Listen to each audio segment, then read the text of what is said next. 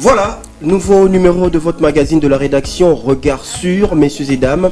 Pour ce nouveau numéro justement, nous recevons pour vous Aliana Couteau. Elle nous vient de la France, en Europe donc. Elle était ici en séjour à Kinshasa. Nous avons profité de l'occasion pour l'approcher. Merci d'avoir répondu à notre invitation. Bonjour Aliana. Merci à vous.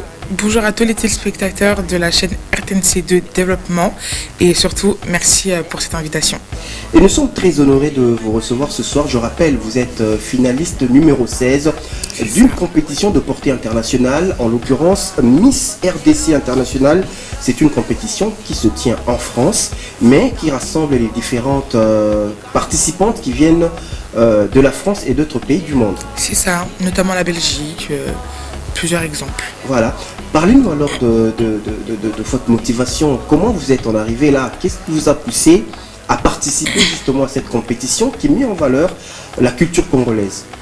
Alors, en tant que futur politologue, j'ai toujours voulu impacter, faire quelque chose pour mon pays, qui est la RDC. Et je cherchais une plateforme par laquelle passer pour essayer de faire quelque chose. Et de bouche à oreille, on m'a parlé de cette compétition, du coup Miss et Mister RDC. Et je me suis dit, pourquoi pas postuler. Je l'ai fait et j'ai été prise. Et me voici.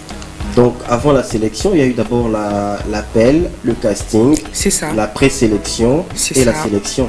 C'est ça. Maintenant vous êtes en pleine compétition avec d'autres Miss qui sont venus des différents coins de la France et d'ailleurs. Alors, on va beaucoup plus parler de votre apport dans la culture congolaise via la jeunesse qui est principalement bénéficiaire. Alors, vous êtes porteur de plusieurs initiatives. Vous comptez d'abord améliorer l'accès à l'éducation dans les zones rurales ou périphériques de la République démocratique du Congo. Parlez-nous de cette approche. Comment vous comptez vous y parvenir? Alors, viser à l'accès à l'éducation dans les zones périphériques ou rurales de la RDC, c'est très important, car selon moi, l'égalité des chances, donc donner à tous les enfants, en tout cas un maximum d'enfants, la chance de réussir, c'est très important. Et pour cela, j'aimerais passer par des programmes de tutorat basés sur le volontariat, donc faire des campagnes de sensibilisation, que ce soit en Europe, ici même, oui, les deux. Et dans d'autres provinces aussi? Oui, dans d'autres provinces, en tout cas, faire le plus de campagnes possible pour rassembler le plus de volontaires ayant fait des études et surtout ouvrir de nouvelles bibliothèques communautaires dans toutes les communes. Alors en parlant justement des bibliothèques communautaires, nous avons eu à faire une fois une descente sur le terrain pour constater combien de maisons communales disposaient ou possédaient carrément des bibliothèques. Il y en a eu peu, voire très peu, des maisons communales. Très peu. Alors, pour parler justement de ce projet de bibliothèque, vous devez passer par des prises de contact avec les autorités municipales, les bourgmestres. Oui, alors précisément, il y a seulement 3 bibliothèques communautaires sur 24 communes, ce qui est très peu. Et donc, je vous l'annonce. Et lors de mon prochain voyage, qui sera totalement diplomatique, j'aimerais faire le tour des communes, rencontrer les maires de ces communes-là, essayer d'avancer ensemble, de trouver des solutions et du coup d'ouvrir ces bibliothèques-là. Et encore une fois, grâce aux campagnes de sensibilisation, sensibiliser à faire des dons. Et parce que il y a l'État qui est très important. Certes, il y a un très grand jeu à jouer dans notre patrie, mais nous vous aussi. accompagnez aussi l'État. C'est Donc ça. on ne laisse pas l'État tout faire. Vous, en tant que patriote, vous dites, vous mettez la main à la pâte, vous accompagnez l'État là où il y a des insuffisances. Exactement. Et même nous tous, nous sommes tous patriotes, donc on peut pas forcément faire grand chose, mais faire un don d'un cahier, d'un stylo, d'un livre, c'est très important et ça peut changer la vie de beaucoup d'enfants. Et aujourd'hui, avec l'impact des nouvelles technologies, les livres en dur sont certes lus, mais plus rapides et plus accessibles. Ce sont les livres en version électronique. Oui. Il faudrait parler aux autorités municipales. Déjà, vous avez dit dans votre prochain voyage, mais il faudrait voir aussi le format adapté la réalité au contexte actuel de l'évolution du monde. Parce que vous n'irez seulement pas par offrir des livres en dur. Mais il faut peut-être voir dans ces maisons communales installer des salles d'informatique ou de bureautique ou de bibliothèques carrément, mais avec des bibliothèques informatisées. Oui, Vous y pensez? je suis tout à fait d'accord et j'y pense. Selon moi, une Miss doit être une ambassadrice de son pays. Donc moi, en tant que peut-être future ambassadrice de la RDC, je suis là pour apporter des idées, mais tous ensemble en tant que des patriotes, on peut tous donner des idées et avancer ensemble pour notre avenir, tout simplement. Donc j'y pense, je vais en parler et après, tous ensemble, on essaiera de trouver une solution adéquate à la situation. Il n'y a pas que les autorités municipales qu'il faut voir, puisque vous parlez d'un voyage exclusivement diplomatique dans votre prochain, en fait, une fois que vous serez de retour ici au Congo, mais aussi le ministère de la Jeunesse qu'il faut voir, celui de la Culture, celui des loisirs. Oui. Et au niveau du ministère de la Jeunesse, il faut voir au niveau provincial et national, est-ce que vous envisagez aussi des prises de contact dans ce sens-là? J'envisage tout. Honnêtement, tout. Et c'est pour cela que pendant le lapsus de temps que j'aurai avant mon prochain voyage, prendre le temps de les contacter, de préparer ton exactement, agenda. tout préparer, les rendez-vous, etc. Et j'espère aussi que cette invitation par la chaîne RTNC de développement pourra aussi me permettre d'élargir mes contacts. Et oui, tout ça est en route. Alors on note également que dans les différentes activités que vous avez eu à participer en Europe, il y a une soirée où on avait organisé une activité de lutte contre la drépanocytose. C'est ça. Parlez-nous également de votre implication dans cette lutte. Alors, premièrement, contextualiser. Lorsque j'ai été prise du coup à cette compétition, nous avons eu des sorties officielles, dont une qui était lors d'un gala contre la drépanocytose par l'association Drépaction. Drépaction. C'est ça, Drépaction. Et du coup, c'était un gala qui était contre la drépanocytose et qui est surtout sensibilisé contre cette maladie parce que malheureusement en 2024, très peu de personnes s'y connaissent. Très peu de personnes savent que cette maladie existe. Très peu de personnes savent comment y remédier, comment l'éviter surtout.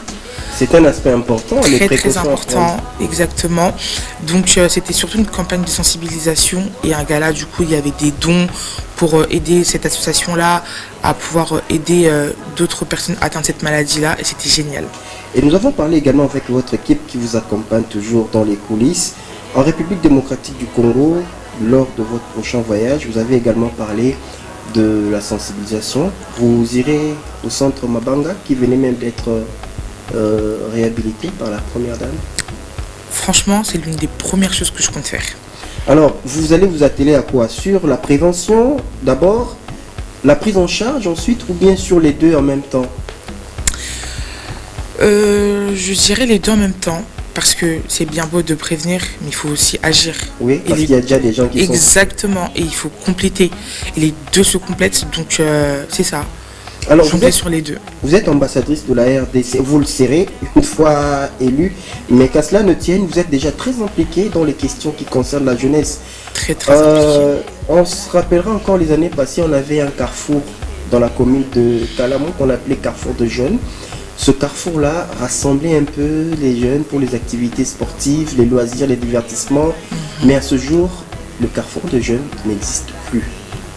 Alors, l'un ou l'une plutôt des causes qui poussent parfois les jeunes à la délinquance juvénile, c'est l'oisiveté.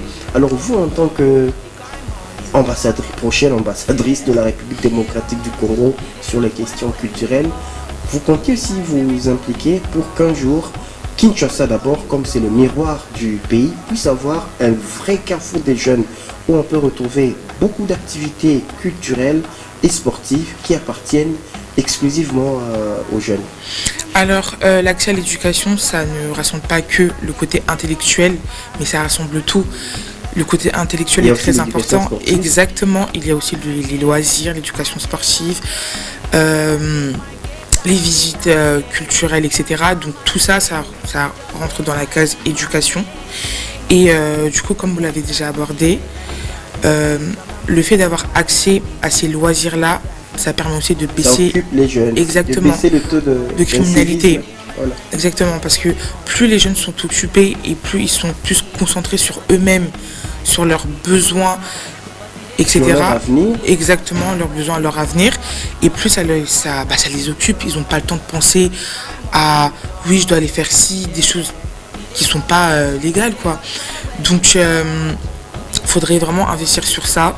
Et c'est très très dommage Et justement, dans ce contexte, en parlant d'investissement, vous prenez aussi l'égalité des chances et l'éducation pour tous. Moi, j'aimerais toujours savoir comment comptez-vous vous y mettre, quelle approche adoptez-vous pour justement concrétiser cette égalité des chances dont vous parlez dans votre initiative.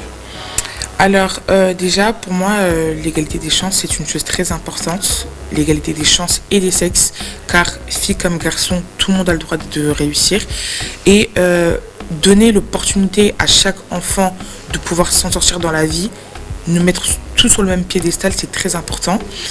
Et du coup passer par l'investissement de la jeunesse, donc les programmes de tutorat, les bibliothèques communautaires, faire des dons, faire pourquoi pas des galas aussi comme la Drépaction, faire des galas. Justement, on allait même en venir. Ah, pourquoi ne pas ramener aussi quelques membres de Drépaction ici, par exemple lors de votre prochain voyage, vous pouvez dire aux gens de Drépaction de passer aussi au centre Mabanga pour tisser justement des collaborations, des relations dans le sens où il peut y avoir des produits à offrir au centre.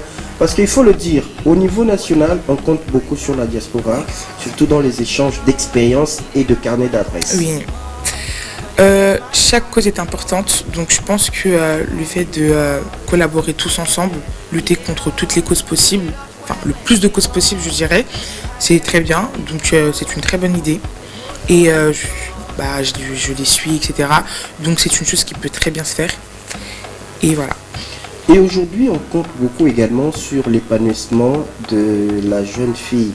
Mais dans la société congolaise, on retrouve un nombre assez considérable des jeunes filles mères qui parfois ont du mal à se réinsérer sur le plan social. Une jeune fille qui fait déjà un enfant se dit peut-être, bon, j'ai 50% de chances gâchées par rapport à celle qui n'a pas encore conçu, qui a peut-être 90% ou plus de chances de réussir.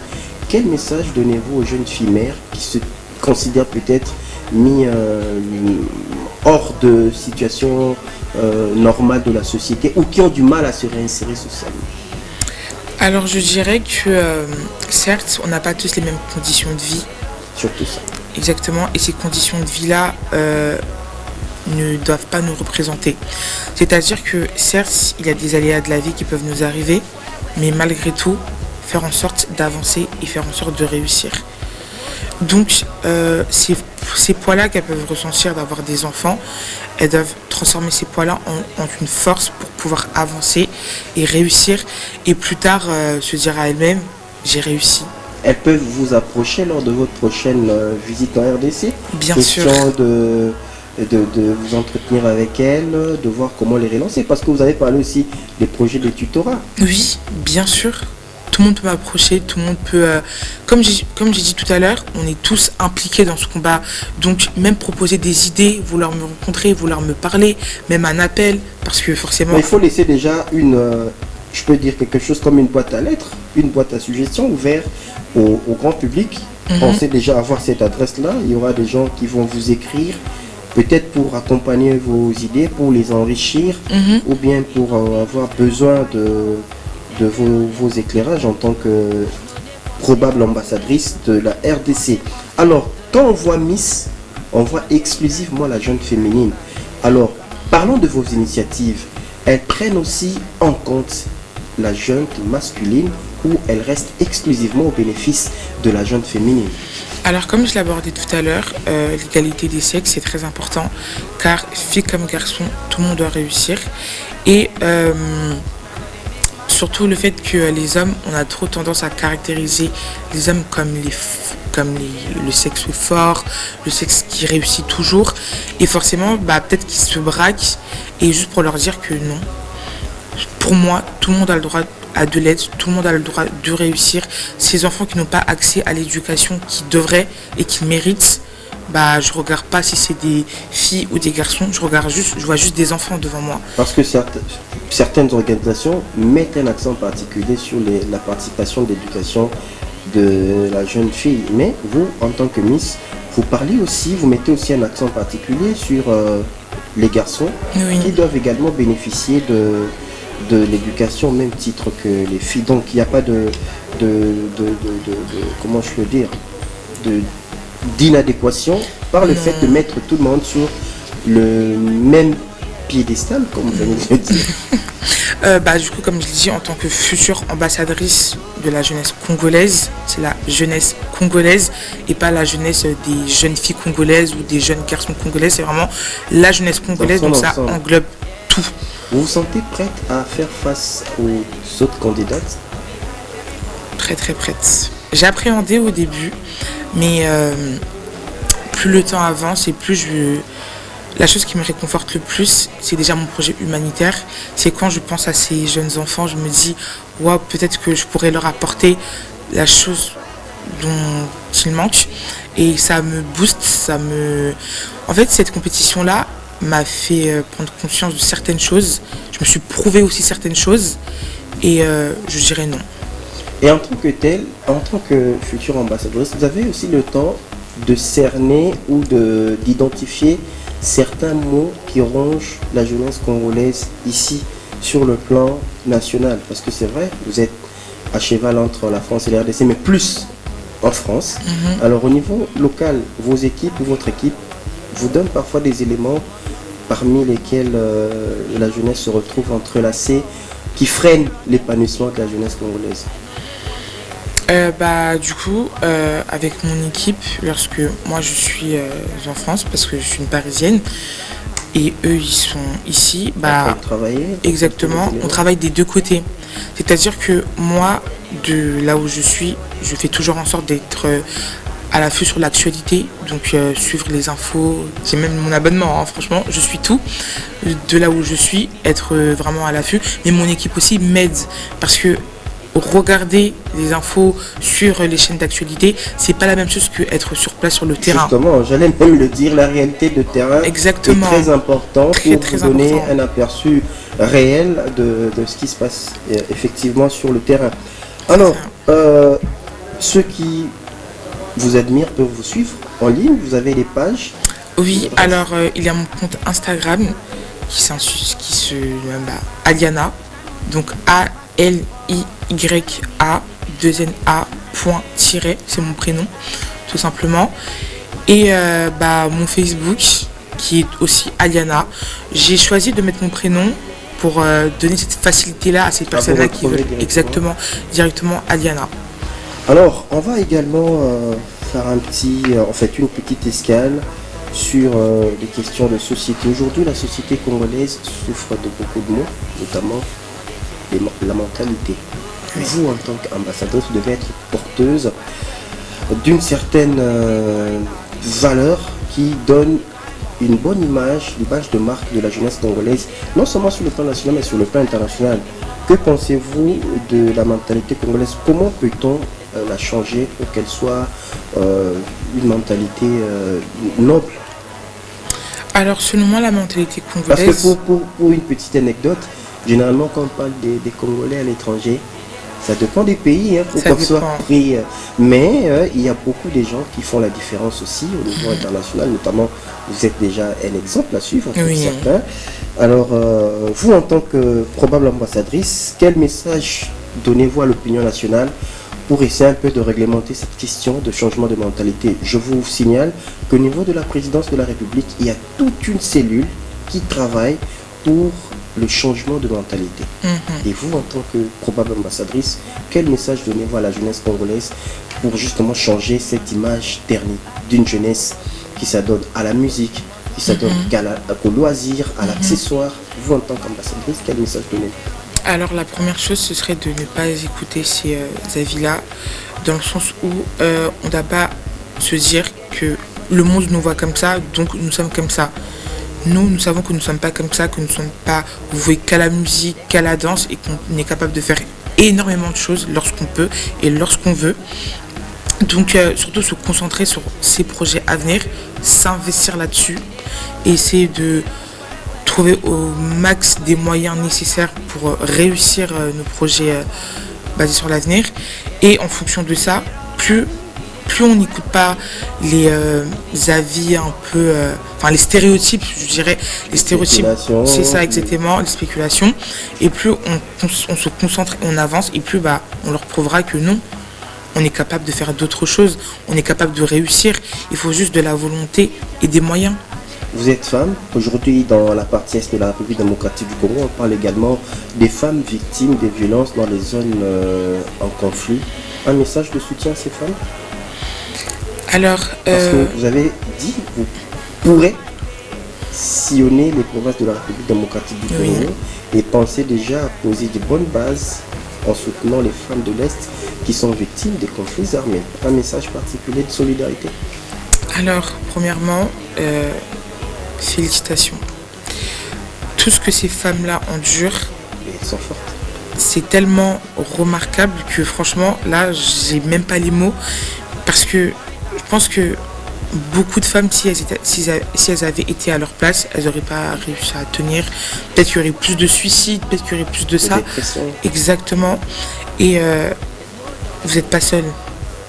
On est ensemble. On est ensemble, c'est ça. Exactement. Et encore une fois, félicitations. Je ne sais pas quoi dire. Et vous êtes vraiment des femmes fortes et des femmes très très respectables. Alors nous cheminons vers la fin de cet entretien. Le 7 décembre 2024, c'est ça. Il y a un événement. Oui. Vous pouvez nous en parler? Alors, le 7 décembre 2024, il y a la finale de l'élection Miss et Mister RDC 2025. Et du coup, je serai en tant que la finaliste numéro 16. Et c'est ce jour-là où je serai l'ambassadrice de la RDC. Qui sont éligibles pour le vote? Parce qu'il faut le dire aussi, le public ouvert au grand public. Alors, il y a... Les plateformes pour lesquelles il faut voter, pouvez nous en parler rapidement? À partir du compte Instagram Miss-Mister-RDC, il y a un lien dans la bio, vous avez juste à cliquer et ce lien-là vous permettra de voter du coup en ligne. Et du coup, à travers ces votes-là, vous pourrez voter pour la candidate de votre choix. Exactement, de votre choix. Qu'est-ce qui vous concerne, la candidate numéro 16? La candidate numéro 16, pour ceux qui me soutiennent et veulent m'élire. Et ça se passe sur la plateforme directement. Ou sinon, il y a aussi les likes. Donc, il y a les photos officielles qui sont sorties depuis le 11 octobre. Donc, vous avez juste à chercher ma photo, la photo de la candidate numéro 16, Couto Aliana, liker, commenter, partager. Parce que c'est pas tout le monde qui a un soutien financier. Donc, juste en likant, juste en commentant et juste en partageant, c'est déjà une très très bonne chose. Voilà, c'est quasiment la fin de cet entretien. Un message pour se séparer, Aliana Couto. Un message à la nation congolaise. Dans la nation congolaise, je vois le pouvoir public, la population et tous les frères qui sont dans le pays, en dehors du pays.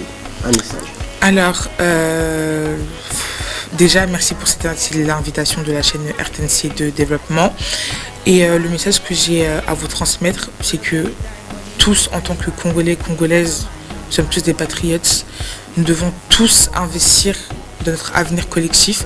Et l'avenir collectif se trouve dans la jeunesse.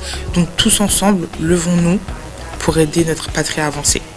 Merci, très beau message. C'était Aliana Couto, candidate numéro 16 à la compétition Miss et Mister, c'est ça? C'est ça. RTC International, ça se tient en France, mais elle a donné la plateforme pour les votes et on compte sur vous pour la soutenir parce qu'elle est porteuse des très belles initiatives. Messieurs et dames, moi je vous remercie de nous avoir tenu compagnie et un grand merci à Aliana Couto. Bon voyage déjà et on vous attend à la prochaine visite ici en RDC. On ne manquera pas d'être à vos trousses pour suivre les différentes activités que vous aurez à réaliser sur le terrain. Quant à moi, je vous dis merci d'avoir suivi ce nouveau numéro de votre magazine Regard Sûr. On se retrouve au prochain.